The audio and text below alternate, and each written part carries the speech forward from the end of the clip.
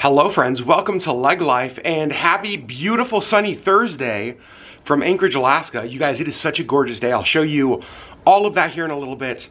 I've been working from home all morning, which has been nice.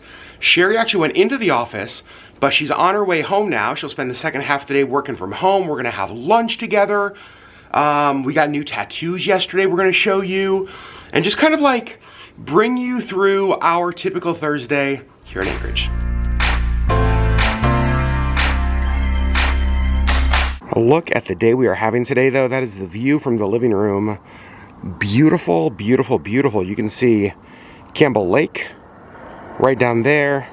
Got the sun in the sky, some snow on the tops of the mountains, but the snow has not come further down the mountain, which we are not complaining about. In fact, we're kind of in this beautiful extended fall season. The weather's been really nice the last few days. The forecast looks good for the next several days, so hopefully we're gonna get some sunshine, and the sunshine is going to stick around. Also, beautiful, like, do you see the purple orchid right there? Sherri's old boss brought that over and gave that to her. It's so pretty. I have never kept an orchid alive because I don't know that we've ever even had one in our home. I have no clue. I haven't even Googled how to keep this thing alive. So we've managed to keep that alive. We've managed to keep our other plants alive. I'm concerned about the orchid, but it's at least very pretty while it's living. Look who's home for the day. Morning in the office, afternoon at home. Not a bad setup. Not too bad. We are going to have lunch. However, the washing machine is just about to be done, so I'm gonna switch the clothes. It's one of the things I'm trying to be better about doing, is that while I am home, if I'm home for the day, just like keep things going. So that is a full load, and this is a full load, and then all of our laundry will be done. And by done, clearly I mean just washed, not put away, because that's the part of laundry we struggle with. Sherri's got her lunch in the microwave. You stopped for coffee this morning. I did. And I didn't know this, but this is a drink you've been getting lately. Well, it was a special today. It's called a salty pumpkin, and it's delicious. What is it? It is pumpkin sauce and I think salted caramel.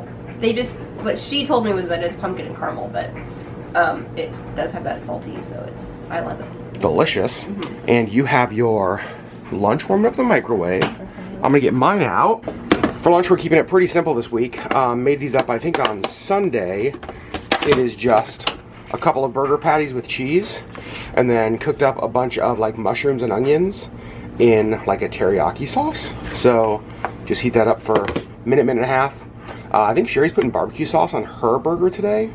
I think I'm gonna keep it classic with ketchup and mustard. This actually is one of our favorite lunches to do. Mm-hmm. It's so simple. We just do all of the burger patties together in the broiler at once. Mm-hmm. And then in a wok on the like stovetop, I just cook up the onions and mushrooms together.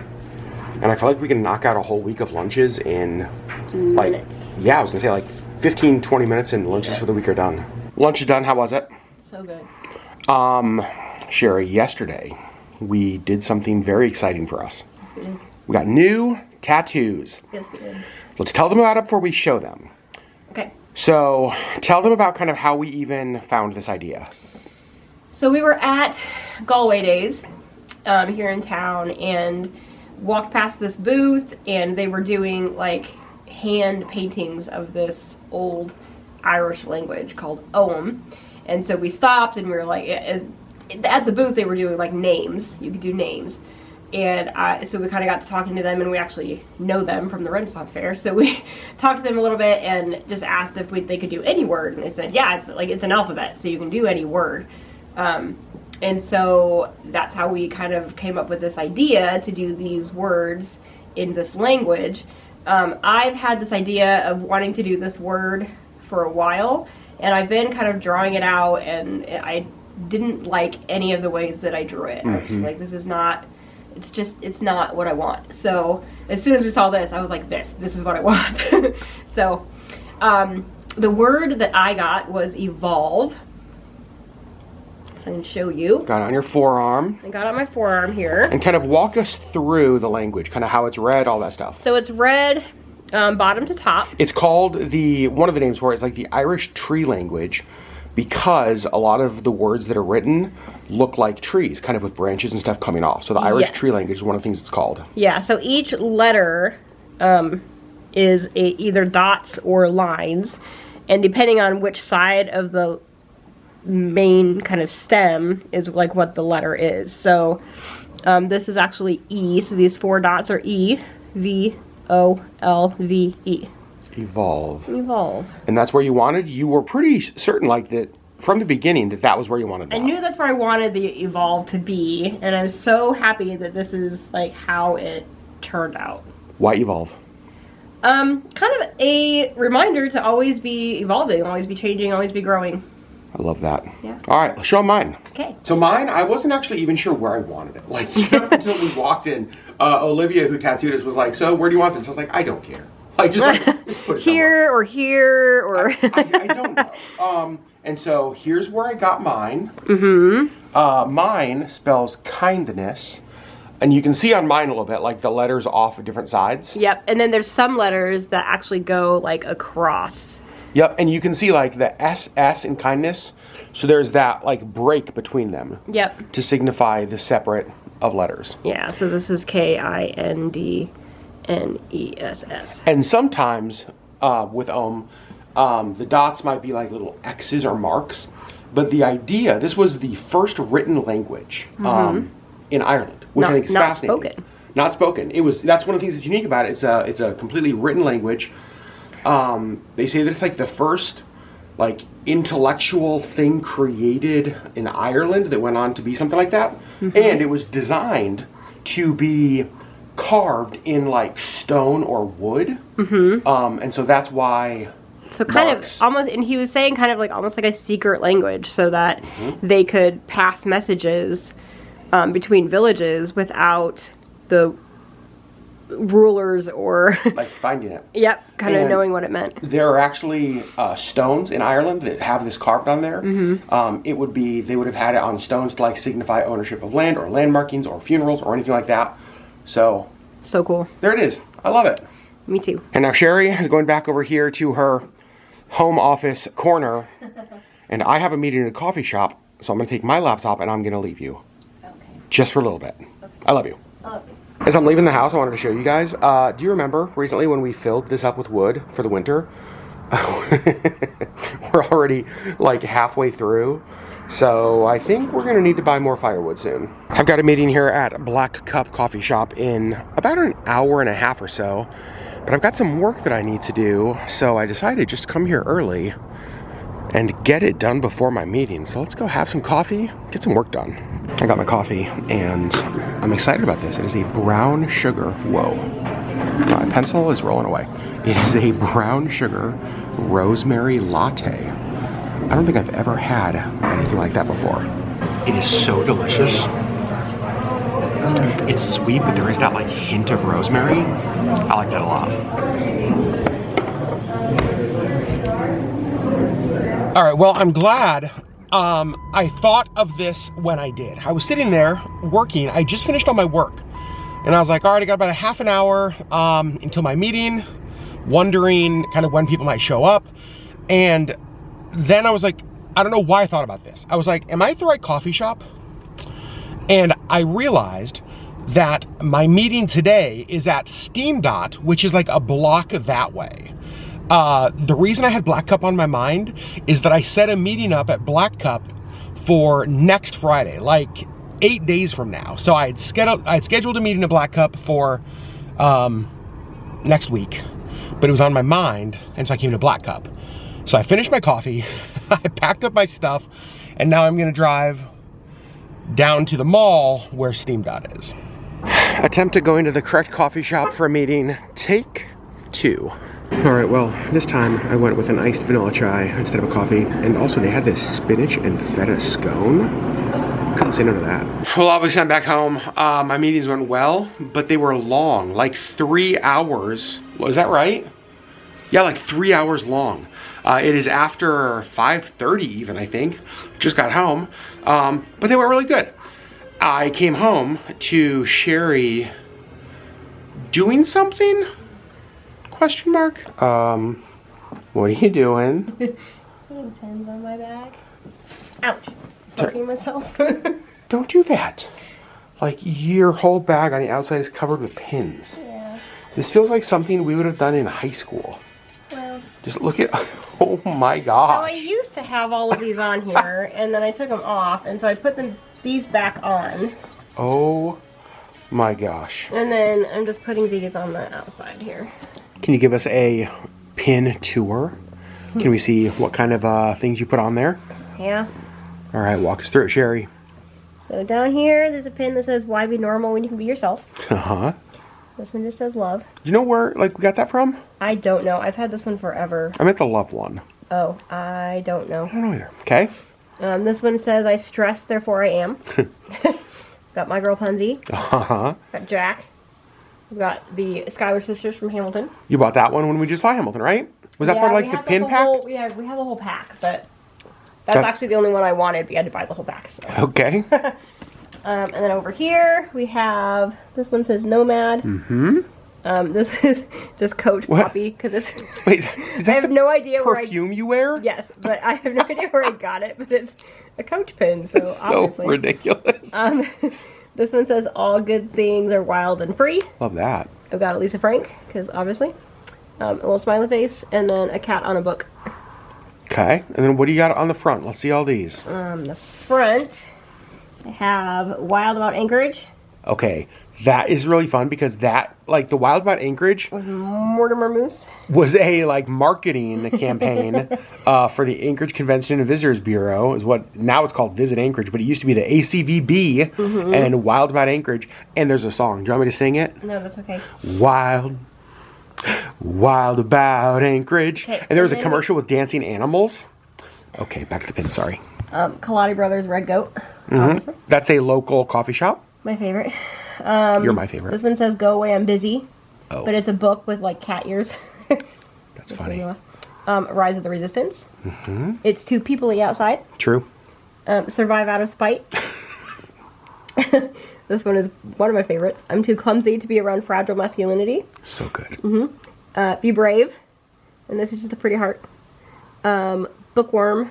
Coffee or End Me. Coffee or End Me. You're more loved than you know. Be the good. More art, less hate. Introvert. This is Starry Night by Van Gogh. And then just another coffee cup.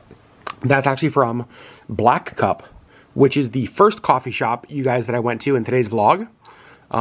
They sell that pin there. And also up there, that is the Buff Bunny logo. It looks like a pin. Oh no, yeah, that just belongs on the bag. That's a Buff Bunny bag. It came with the bag. I will say, if you and I ever have to go through a metal detector together, I'm not waiting for you. So, like, I'm just, so you know, you can stay behind. I'm just gonna go. Well. I like all your pins, though. They're very you. This is, just so you guys know, this is very Sherri. I imagine you were the kind of girl in high school that had, like, stickers and pins and buttons and patches and just everything was covered. Is that true? No. Oh, I was way off.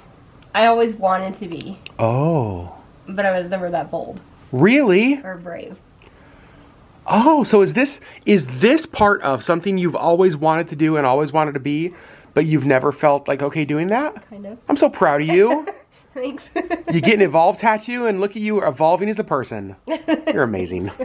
I just switched laundry. You can see those all clean and dry. Have last load in the dryer, then all of our clothes are washed. But you know who I have not seen? Missy. Hi, sweet girl. How are you? What are you doing? You guys hear her purring? Missy girl. You're so sweet. It is after 6:15, so time for me to get started on dinner. And I thought tonight I would make something really fancy. Something really high-end. Something that is like global cuisine. I thought, you know what? What would that be? Manwich Sloppy Joes. Let's talk about this. You guys, I love Sloppy Joes. They're one of my favorite comfort foods. I know that they are like absolute bottom of the barrel, trash kind of food. I love them so much. They're so simple. Ground up ground beef, or like brown up ground beef. Put this in, good to go. Add it to a bun, that's all that I want. Sherri, however, likes her sloppy joes with two things: cheese and pickles. I can't get behind it. Our whole marriage, this has been a point of contention. When we have sloppy joes, she's like, don't forget my cheese and pickles. And I just want to, I cannot do it. But she likes it, so that's what she gets. I want to know, are you guys sloppy joe people? Do you like them? Do you think they're gross? Because I feel like sloppy joes are one of those like divisive kind of foods. For me, it's the ultimate comfort, super easy, almost like a mindless dinner. It is so simple, it's almost like it doesn't take anything to do.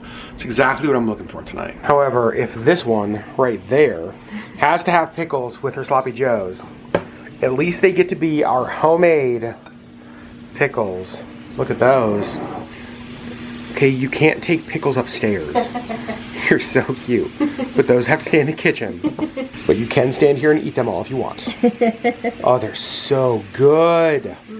Ground beef, going well over here. I'm building Sherri's sandwich, and I asked her what the order of things need to be. And she said very specifically, bottom bun, sloppy joe, then we're going slice of cheese so that it melts, and then we're going pickles, that was very loud, pickles on top of there.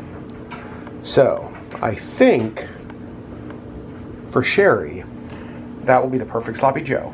Dinner's done. Sherri, how was it? Great. Would have been better without pickles and cheese? No, it's better with pickles and cheese. Agree to disagree.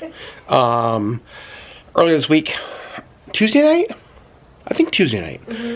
we went out to Wasilla. I had a speaking event out there at a bookstore, and Sherri didn't have to go, but she was like, you're not going to a bookstore without me. So Sherri came along, and we went a little bit early because this bookstore is cool. It's called Black Birch Books, and like the only bookbinder in Alaska, which was pretty cool. It's owned by a lady named Taylor, who's amazing, by the way. Like, she was great. She has like a whole bunch of rare, old, expensive, just really nice books. And the book that we brought with us, the reason we went early, is we have this 1895. Yeah, it's 1895 copy of Pride and Prejudice. We bought this for $5 at like an antique store in Florida years ago. We've talked about this in vlogs a long time ago. Pride and Prejudice, Sherri fell in love with it, so we bought it. And we found out that the book had some value.